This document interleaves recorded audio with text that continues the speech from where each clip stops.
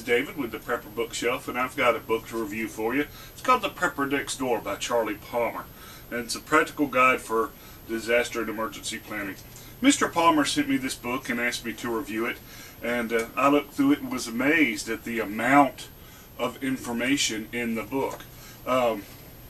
Even in the back, it's got a bunch of resources for preppers, some good YouTube channels, websites, and they were good websites. They're good prepper channels. They're all channels that I visit. I was a little upset, Mr. Palmer, that you didn't have me in here, but that's okay. Your content outweighs that, right? The only problem I have with this book is that it is completely packed with information, okay? But there isn't a lot of chapters, a lot of headings. There's really not a lot of pictures. It's just pure packed information, okay? And that can be good, but it is a little hard sometimes to find everything, right? This is more, I guess, designed for you to pick up and read, which a lot of my prepper books I like kind of browsing, or I'll have a particular problem and I'll go to the library and look up a particular solution to a problem. I don't typically just sit down and read a prepper book start to finish,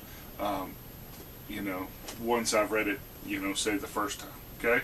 So this is a great book, but it's really hard for me to show you some screenshots of it because this is what the book looks like, just information. But I will tell you some of the chapters: bug out or hunker down, let me breathe the air, water the tonic of life, food, there's a thing on sanitation, lighting, first aid, guns, personal and home defense, basements, getting in touch with your inner hoarder, the bug out bag, the rescue bag, the bug out vehicle, and a pretty good one: not everyone's cut out to raise chickens, right?